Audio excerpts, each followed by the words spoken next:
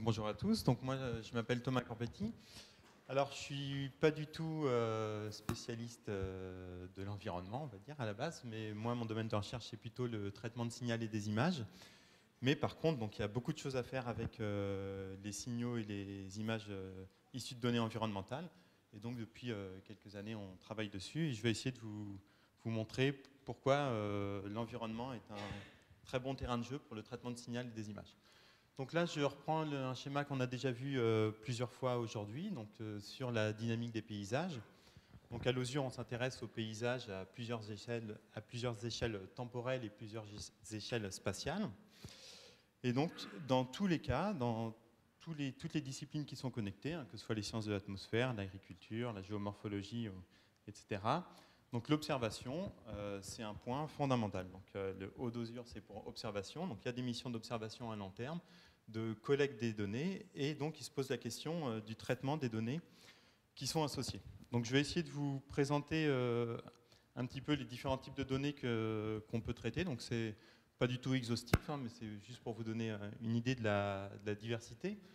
Donc si on s'intéresse aux échelles continentales, on va avoir des données, donc là surtout issues de satellites géostationnaires, donc les satellites météo. Donc on a beaucoup d'images, ça c'est des images météo comme celles qu'on peut voir à la télé, et donc à droite on a des images, on peut calculer déjà certaines quantités sur les images météo, comme ici, donc on voit en rose, alors, je ne sais pas si ici, là voilà, on voit le déplacement d'un nuage de poussière qui correspond à du sable, dans ce cas, le long de l'Arabie Saoudite.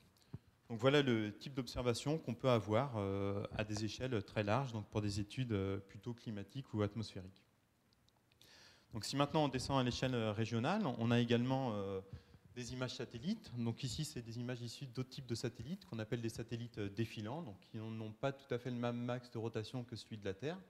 Et en fonction de l'altitude du satellite, en fait, on va capter des données à différentes résolutions spatiales et du coup différentes résolutions temporelles. Donc on va pas avoir le même taux de revisite en fait en fonction de l'altitude.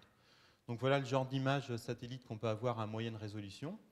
Donc là d'observation sur la Bretagne. Donc ici on a une information tous les 250 mètres à peu près. Donc on peut commencer à avoir à capter de l'information liée à l'agriculture par exemple, mais on voit qu'on a également un certain nombre de bruits ou de nuages ou d'aérosols qui empêche en fait une bonne analyse des données.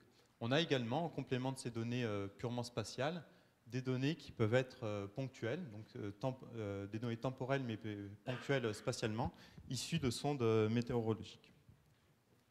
Donc si on descend aux échelles un peu plus locales, donc on a toujours de l'imagerie, on peut avoir des séquences d'images météo, donc des séquences d'images satellites, mais cette fois-ci à très haute résolution spatiale.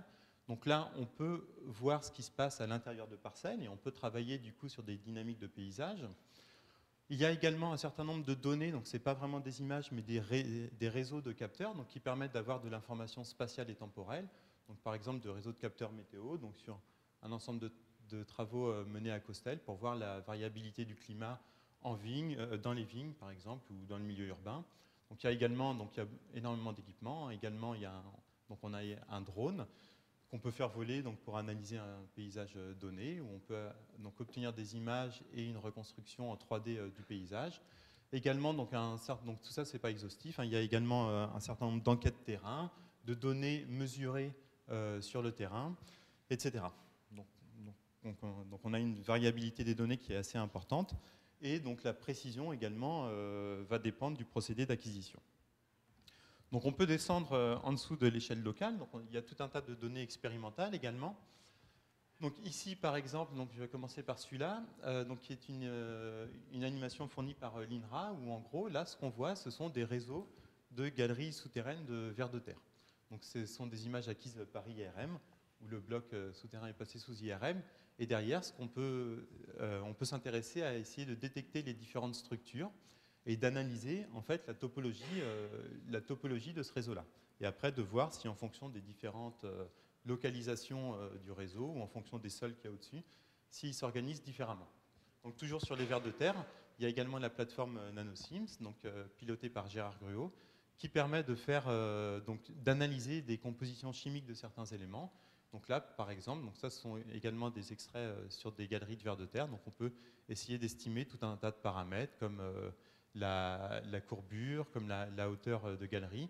Et on peut également mesurer un certain nombre de propriétés chimiques. Donc voilà, il y a également la plateforme génomique environnementale et fonctionnelle, donc de l'OSUR, qui permet de fournir un certain nombre de données, donc à des échelles encore plus fines. Donc en complément de ces données d'observation pure, il y a également des données expérimentales. Donc à l'Institut de physique de Rennes, par exemple, donc, il y a beaucoup d'études qui sont faites sur les écoulements granulaires. Donc ici, par exemple, on voit l'évolution de coulées de boue. Donc ça, c'est un exemple, une visualisation réelle. Et en fait, en laboratoire, on peut s'intéresser à essayer de reproduire ces coulées de boue dans des conditions complètement maîtrisées. Ou après, on va essayer d'analyser la dynamique de ces phénomènes. Et on va essayer de voir quels sont les paramètres qui jouent dans son déclenchement, son évolution. Donc là, c'est une autre animation, donc produite par l'IPR également, où là, on voit le transport de sable par le courant dans les rivières.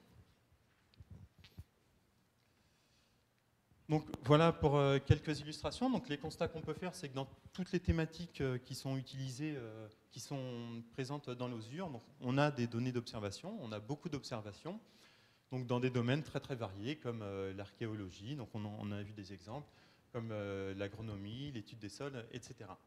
Alors si on s'intéresse à un domaine précis, on peut voir qu'on a, si on regarde un peu toutes les observations qui sont collectées, on a des données de vraiment différentes natures. Donc on a des données multimodales. Donc pour des images, on peut avoir des images optiques, infrarouges, radar, lidar, etc. Souvent, on a des données en très grande dimension. Donc les capteurs sont de plus en plus précis. On fait des acquisitions parfois en continu. Donc ça pose des problèmes de stockage, mais également de calcul. Donc comment essayer d'adapter les méthodes de traitement de données à cette grande dimension. Et on a également plein de relations multi-échelles, parce que des données qu'on observe à une échelle à moyenne résolution, par exemple, elle va fortement être corrélée, ou forcément être corrélée à des données à plus haute résolution. Donc voilà, on peut avoir également des observations qui sont en contradiction les unes avec les autres, donc des capteurs peuvent avoir des réponses différentes, et on a des observations donc directes, donc un capteur qui peut mesurer directement une information, ou une information indirecte, donc parfois c'est l'évolution de certains paramètres, ou dans le cas des images, on observe juste des images et on veut remonter à une information physique. Donc du point de vue du traitement du signal et de l'analyse de données, les questions qu'on peut se poser, c'est comment essayer de manipuler le plus efficacement possible toute cette masse d'informations et d'essayer donc d'extraire des paramètres, d'extraire de manière le plus juste possible un certain nombre de paramètres physiques, donc, en fonction des différentes applications. Donc si on regarde maintenant du côté du traitement de signal et des images et du côté de l'analyse de données et de l'informatique en général, donc il y a énormément... Donc, toutes ces questions de gestion d'informations, de traitement de données, traitement de masse de données, ce sont des questions qu'on retrouve dans de nombreux domaines. Si je prends l'exemple du web, par exemple, on a à traiter des énormes bases de données et à faire des requêtes dans des grandes bases de données, etc. Donc, ce sont des problèmes... Oups, je vais utiliser votre écran. Donc, ce sont des problèmes que le milieu de l'informatique traite en général. Et donc, il existe un certain nombre d'outils de fusion de données, de réduction de dimensions. Donc, comment essayer de synthétiser une information. Donc là, j'ai juste quelques illustrations, parce que c'est un peu plus visuel et plus parlant d'outils d'imagerie qui existent. Mais donc, il y a des outils de reconnaissance de forme, donc, des outils de détection d'entités. Donc, maintenant, ça, tout le monde voit ça dans tous les appareils photo. Des outils de classification, donc de reconnaître donc des visages, mais également des éléments dans des images, comme des animaux, le fond. Et il y a des outils également d'estimation de la dynamique, donc de manière générale pour tous les problèmes de compression vidéo. Donc, il y a un certain nombre d'outils qui permettent d'estimer la dynamique, enfin des informations dynamiques dans les images. Alors, le constat général qu'on peut faire, c'est que si on s'intéresse à ces outils plus ou moins standards, on va dire, si on cherche à les appliquer à des phénomènes physiques et des phénomènes un peu complexes, globalement, on peut constater que la complexité des phénomènes qu'on utilise, elle rend délicate en fait, l'utilisation d'outils standards. Donc là, juste pour vous illustrer sur un exemple précis. Donc si par exemple on cherche à obtenir des informations sur la dynamique des objets qui sont présents dans l'image, donc si je prends un objet, on va dire, issu d'une image classique ou d'une séquence vidéo plus standard, donc toutes les techniques d'estimation du mouvement, d'analyse de déformation, etc., vont reposer sur des hypothèses assez simples, donc des hypothèses d'objets assez stables qui subissent peu de déformations au cours du temps et qui ont peu de variations de couleur. Donc si maintenant on s'intéresse à utiliser ce genre d'outils pour analyser des structures météorologiques, en fait, on peut constater que toutes les hypothèses de base ne sont pas valables. On a des objets, au contraire, qui sont fortement déformables, avec des variations de densité, des variations d'intensité. On a des structures éphémères, etc. Donc ça, c'est juste illustré sur un exemple météorologique, mais si on prend la plupart des domaines qui sont concernés à l'OSUR par l'analyse d'images et de signaux, on peut faire le même genre de constat, c'est que les outils disponibles, en général, ils reposent sur des hypothèses un peu simples. Donc, à l'OSUR, l'intérêt aussi, c'est qu'on a énormément de compétences. Donc, on a vu au cours des exposés précédents, donc, il y a énormément de compétences qui existent donc, sur un phénomène donné. Et donc, on a énormément de connaissances, donc, que ce soit des connaissances descriptives, des modèles mathématiques, mais on a beaucoup de connaissances disponibles sur la physique des phénomènes qu'on analyse. Donc voilà, donc l'idée des travaux qu'on mène, hein, alors, au sein de l'OSUR depuis pas très longtemps, ça fait pas très longtemps qu'on structure ça au sein de l'OSUR, mais c'est des recherches qu'on mène depuis pas mal d'années. Donc l'idée de nos outils, notre démarche, c'est d'essayer d'enrichir les techniques de traitement de signal et des images, de les enrichir avec des connaissances issues de la physique des phénomènes. Voilà, donc on est en train de structurer une équipe au sein de l'OSUR, une équipe multidisciplinaire, donc pour méthodologiquement travailler sur des techniques donc, de couplage de données avec des connaissances expertes, donc qui peuvent être des modèles mathématiques, qui peuvent être des connaissances descriptives. Donc comment mathématiquement, en fait, intégrer des connaissances a priori dans les techniques d'analyse de données.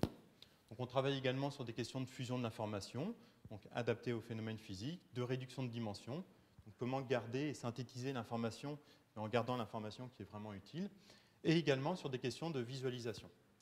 Donc c'est forcément des recherches qui mènent plusieurs disciplines, donc on a besoin de compétences en traitement de signal et des images, donc il y en a au sein de l'OSUR, et il y en a également à l'IRISA, donc qui est une UMR d'informatique juste à côté, et qui vient de rejoindre l'OSUR, et donc couplé avec des compétences issues du domaine de la physique, et donc des compétences qu'on trouve à l'OSUR.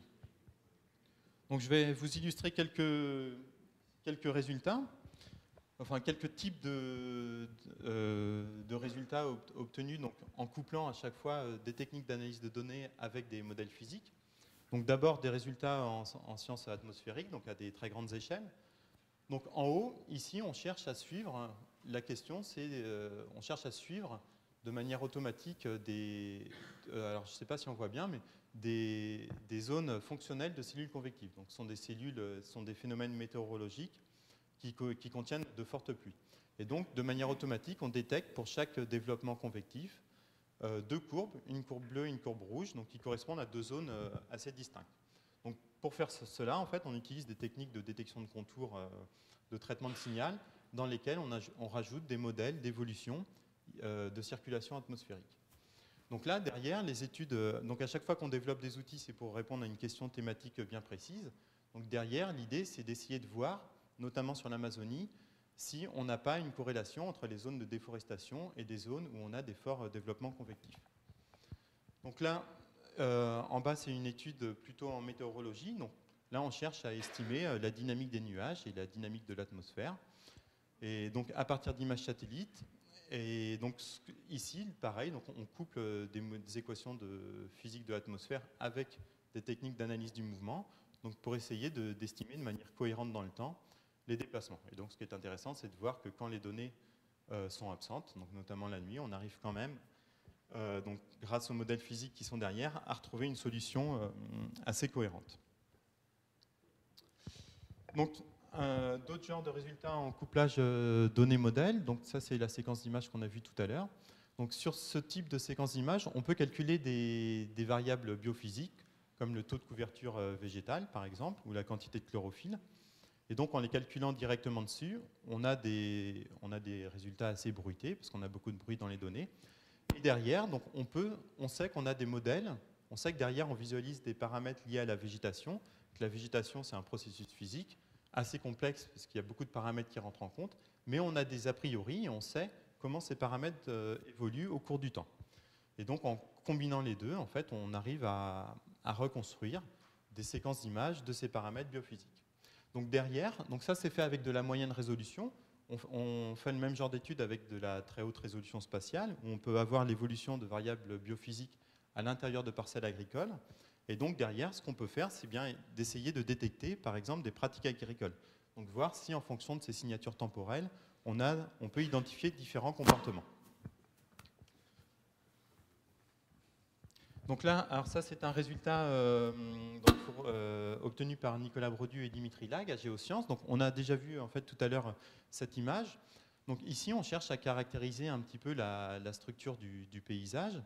Et donc un moyen de faire ça, c'est d'obtenir, c'est de faire des observations au moyen d'un lidar.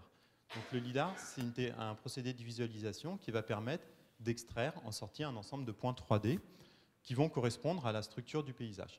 Donc les questions derrière, donc si on cherche à voir l'évolution de ce paysage au cours du temps, donc à partir de plusieurs images, on cherche à identifier, parmi ce nuage de points, quels sont les points qui sont plutôt liés à de la végétation, des points qui vont être liés à des rochers, des points qui vont appartenir aux cailloux ou à l'eau.